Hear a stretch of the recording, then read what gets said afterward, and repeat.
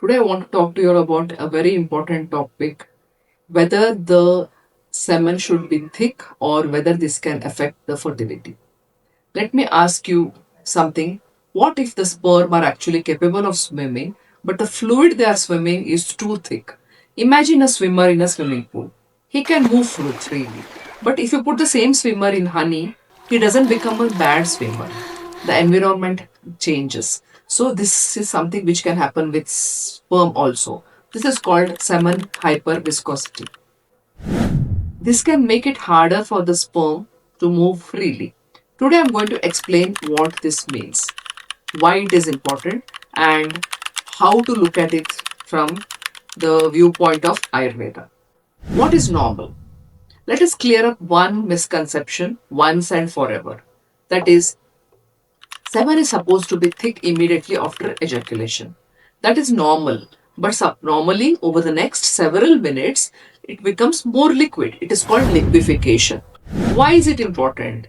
Because sperm need to move through the semen and eventually travel the female reproductive tract to reach her ovum.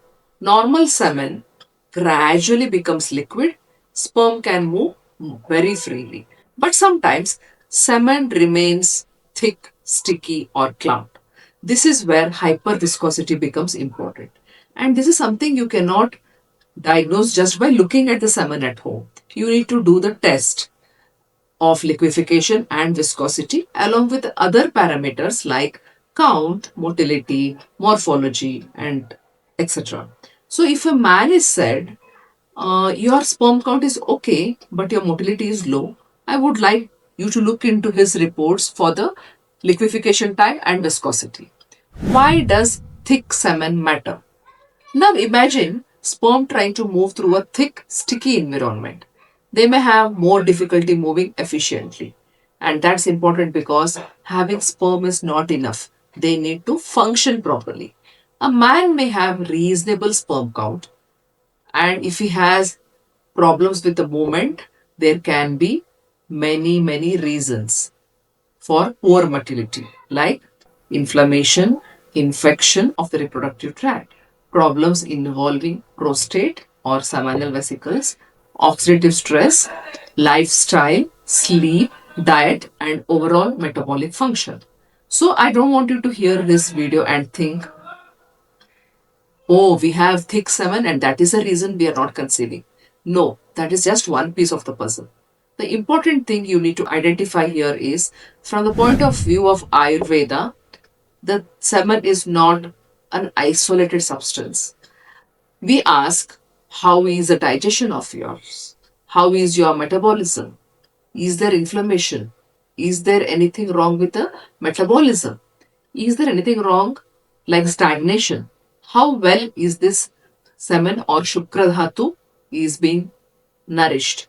In Ayurveda language, we look at your digestion, that is Agni, Shukra Dhatu, and the balance of three doshas, that is Vata, Pitta, and Kapha.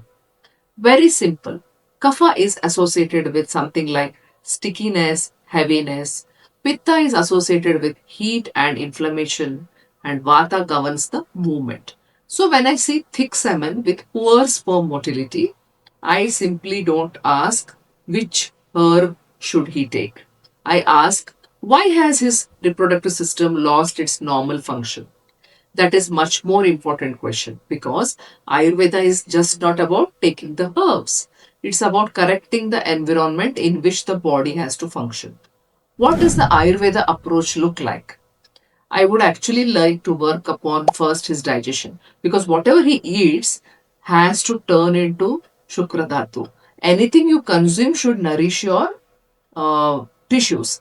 For example, the vegetables, the fruits, the fats, proper water, that is hydration, and very less or no ultra processed, fried, and excessively oily food.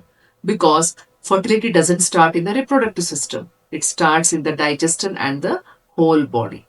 Second is inflammation and lifestyle.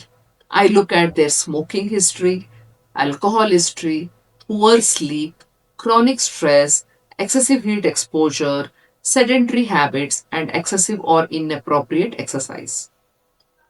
Sometimes the fertility treatment is not adding another supplement, it is correcting the daily habits that are constantly working against the reproductive health. Third, reproductive nourishment. Once the foundation is addressed, Ayurveda uses some herbs for rasayana therapies depending upon the individual. The herbs may be something like ashwagandha, gokshura, shilajit, to name a few. But don't take this as a prescription because each herb is different and each person's body is different.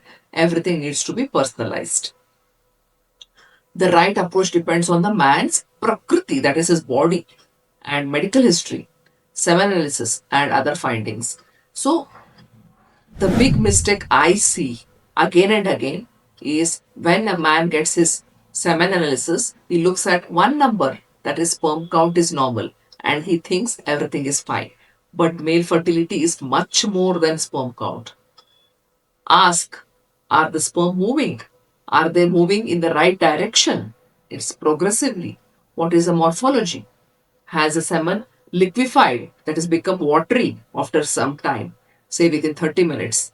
Is it still thick? That is, the viscosity has increased. Are there any pus cells?